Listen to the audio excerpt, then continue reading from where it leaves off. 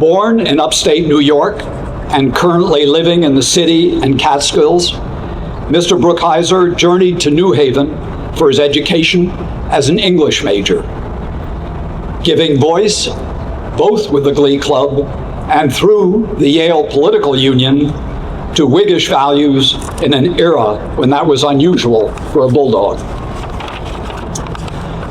He embarked on an early career as a journalist for the National Review, and then with some of the most renowned magazines and newspapers in America.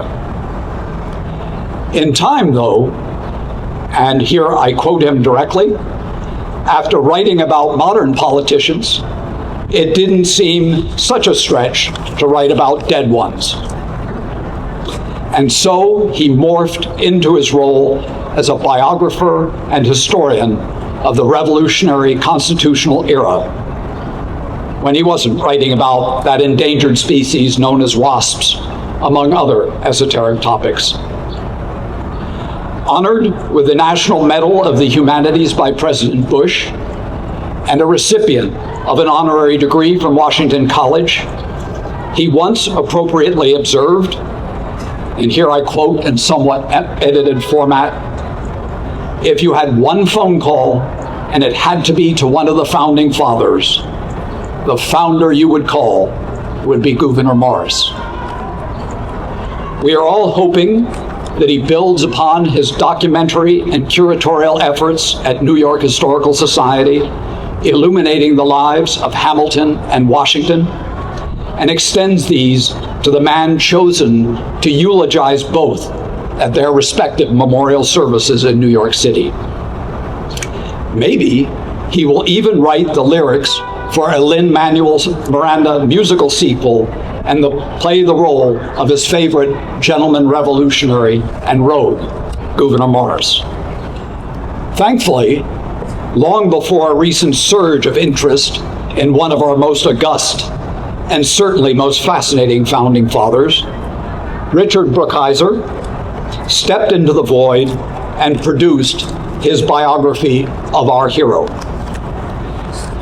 Of course, Mr. Brookhiser has well-established conservative credentials, having been a protege of William Buckley and an editor of the National Review. So it may not be so surprising that he sought to revive interest in our foremost Federalist ancestors, beginning with Washington, Adams, and naturally Hamilton, before he chose to focus on Gouverneur Morris. As you may have gathered from my earlier remarks, I think he saved the best for last. Thank you all for coming here. Thank you, Tim, for that introduction. I just want to give the full quote about the one phone call. If you were in the following four situations, and you could only make one phone call, and it had to be to a founding father, here are the situations. You've just been arrested. You've just been taken to the emergency room. You need $10,000 right away. You're throwing a dinner party tonight and someone just canceled. The founding father you would call in all those situations would be Gouverneur Morris. He would come to jail. He would help to try and get you out. He would come to the hospital and he would offer sympathetic and medically informed advice, since he'd lost a leg and burned the flesh off one of his arms. He would loan you the $10,000, maybe even give it to you, depending on your circumstances, and he would be a great dinner guest. Just don't sit him next to your wife. One reason that Morris fell into obscurity was that he loved private life. He loved his private life. He had a family estate in the Bronx and a fishing cabin in the Adirondacks. He liked fine wine, and he liked writing little poems in English and French to his friends. He had many lovers, and what does not always follow many lovers, a happy late marriage. But whenever history or public duty called, he rose to the occasion. He was an early advocate and promoter of the Erie Canal, which hugely benefited his home state. It cut the cost of shipping a ton of flour from the Great Lakes to the Atlantic Ocean from $100 to $9. And it guaranteed that New York City would be the greatest city of the East Coast. Then he planned New York City's Manhattan street grid. Avenues running north and south, streets running east and west, boring but very efficient. He went to France in February 1789 on business. He stayed for 5 years, following Thomas Jefferson as minister to France. He saw the first meeting of the three estates, and he lived through the Reign of Terror. And he wrote it all down in a diary, which is of interest to historians today, including one historian here from France, Professor Émilie Mitron from the University of Aix-Marseille, who has written a book in French about Morris, reintroducing him to French historians and readers. But we're here to celebrate his work on the Constitutional Convention. The convention met from May to September. Morris missed the entire month of June. Even so, he managed to give more talks than any other delegate, including James Wilson and James Madison, who had attended every single session of the convention. Some of Morris's remarks were jokes. He's the only delegate in Madison's notes who is recorded as cracking a joke. One of them came when Elbridge Gerry was expressing worries about the vice president. Gerry thought the vice president would be too strongly connected and too supportive of the president. Morris observed, then he would be the first heir that ever loved his father. Some of Morris's remarks were long, controversial speeches. When James Madison was checking one of Morris's speeches to make sure he had it right, he showed it to him. And he said when it stared him in the face, Morris laughed and said, yes, I did say that. Maybe his most controversial speech was a denunciation of quoting slaves in the representation for the House of Representatives. Opponents of slavery at the Constitution did not want them counted at all because they were held in bondage and, of course, could not vote. Slave owners wanted them counted as whole persons, the better to ensure their own political power.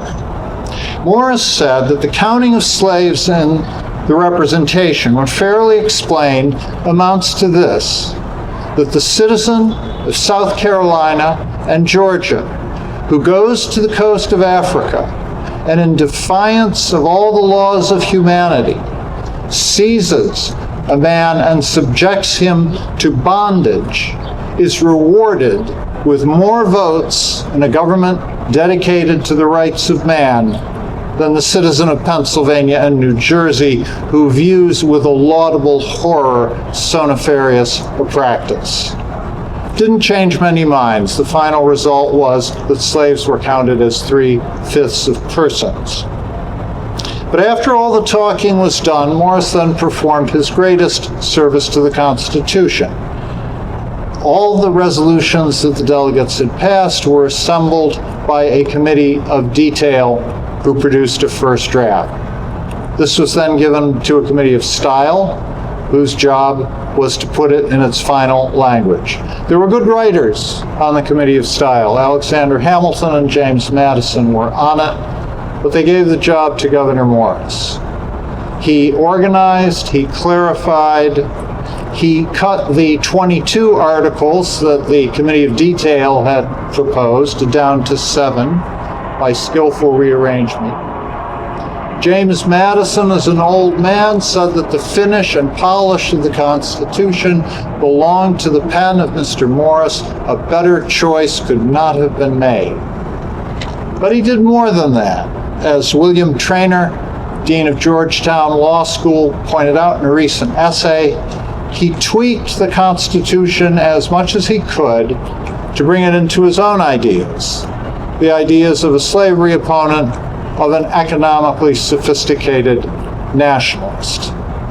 One likely Morris addition is the Contracts Clause, the clause that forbids states from impeding contracts. This had been debated at the convention inconclusively. Nothing had been resolved. It was not in the draft of the Committee of Detail, but it appears in the final version that the Committee of Style submitted. Who put it there? Some historians think Alexander Hamilton, some think Gouverneur Morris, maybe both of them together at Miss Dalley's boarding house. Morris also changed the language of the Fugitive Slave Clause. This was the clause that allowed persons held to labor in one state who had fled to another to be returned to the state they'd come from. And the committee's language said that they should be returned to those who justly claimed their service. Morris took out justly. We made a deal here. We made a deal with South Carolina. That's what it was. But we're not going to call it just, because it isn't. And his main achievement, which we've recited, was to rewrite the preamble entirely. The Committee of Detail's preamble was a list. We, the people of the states of New Hampshire, Massachusetts, and so on north to south. Morris began at we, the people of the United States. This was not an act of the states or of states' governments.